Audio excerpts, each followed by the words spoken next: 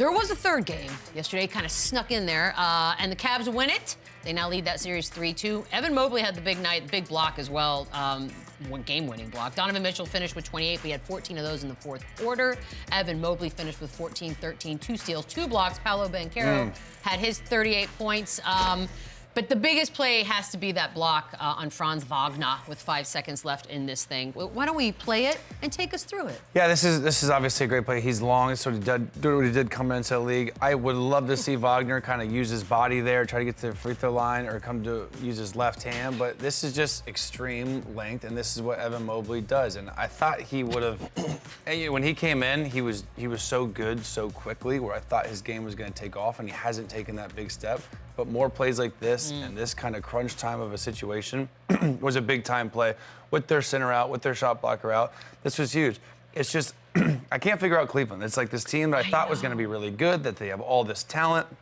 Donovan Mitchell is by far the best player on the floor every single game of the series, but he hasn't played like it. He's been inefficient. When I watch them play, their spacing just isn't very good. They're always standing on top of each other. They don't get any cutters. They don't get any movement. So they struggle to score. And now with the we always talk about the playoffs and the half-court offense, it's even slower now, and they don't really have a post player to throw the ball to. So it's a lot of ISO, it's a lot of Garland and Donovan Mitchell pick and roll, and they're forced to make shots, and they're just not making shots. So this series, I didn't think it was going to be close, but I got a feeling it's going 7. Every home team somehow is winning every game. They're sticking to the pattern. Look, Evan Mobley's only 22, which is crazy to say out loud. So I know, Chandler, you mentioned the fact that you kept waiting for his game to take a turn. I mean, this could have been the turn, Lou, right? Like this, it can happen anytime. I like to be optimistic. What are we doing? See, we and Lou were just talking about it. I thought he was going to be this Jaren Jackson type where he was going to expand his game, right? And he was going to be ISO, and he was going to be Kevin Garnett face up. He hasn't developed that yet. So yes, he's long. Yes, he's still going to catch crazy lobs. He's still going to block shots, but he hasn't kind of taken that next step as a player, like an individual, like progression type for me. Thank you. Yeah. God, you guys are the my dog. Okay, but could that have been the start of the turn? That was the. No, he's talented. This group is talented. They got a lot of young talent. I don't like the fact that they're going through the motions with this Orlando Magic team. You think they should have taken care of this? No slight to Orlando, but on paper they're supposed to be able to be a 3-1 or something like that going into the series. Give Orlando a lot of credit. They're fighting like hell, but I thought this one should have been over already. And this is a team that's not me. It's not me. It's definitely you. Definitely not me. Definitely not me. It's probably Shams. You guys Shams acting. is Is that a scoop, Shams? Yeah. It's not me. Definitely not me. I would know. And this is a team last year we keep making. How'd they lose to New York? And then New York, there was like an upset. They lose in the first round, and then they were going to come back and be better, and they haven't. There's all these talks about JB Bickerstaff. Is he going to return if he's not? Is he? There's just no way. You hear Donovan Mitchell doesn't like him. The way they're struggling with this, I think unless they pull off a miracle and get to the Eastern Conference Finals and put up a fight against the Celtics, or they somehow move Donovan Mitchell and he leaves, JB's gone. Wow. Heard it here Mitchell first. Doesn't like that was. Did he just scoop Sorry you? to step on your toes, Man, Shams. just got scooped. Jarrett Allen did miss this game. He had the bruised rib.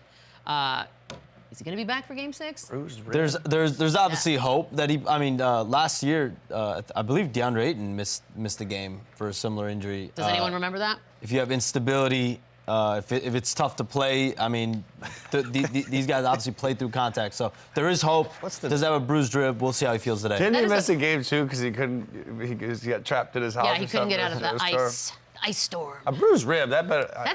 I've been in that neighborhood before. That's legit. The bruised rib I need you to never. No. The traffic neighborhood. That the ice kept you in? I've been in that neighborhood before. It's tricky. I'll be honest. That's all I know.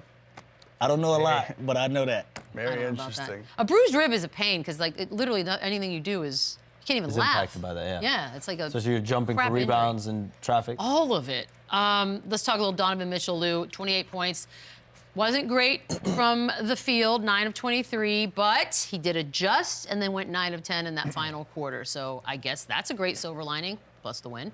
Yeah, he was able to figure it out. Got aggressive, and that's one of the rules when you're a high volume scorer. If either you're gonna get a layup or slow the game down, get some free throws. He was able to find that and lock into that Pandora's box and get himself going. And these are shots that he's gonna normally make, these step throughs and all of that. I thought he missed a bunch of bunnies. going in this game. So going back to Orlando Game 6, I think we see a different version of Donovan Mitchell. It's literally my phone. It's my phone. It's I interesting. tried to tell Say you that that, out loud for everyone in the back. Whose phone was it? In Orlando, you know what bothered me about Orlando? They would get some good possessions, and then even Paolo, he was special last night. He had 39 points. We haven't even talked about that. Because he lost. But then he'll take the craziest shots. Like he's taking hard step back, contested, fake spitting, and I'm like, that can't be the possession that Jamal Mosley wanted. And it happened coming out of a timeout too. So Franz Wagner, he was 3 for 11. Both these teams play much better at home. So I think crazy. I think Orlando makes the adjustments. They're more efficient. They get better looks, but.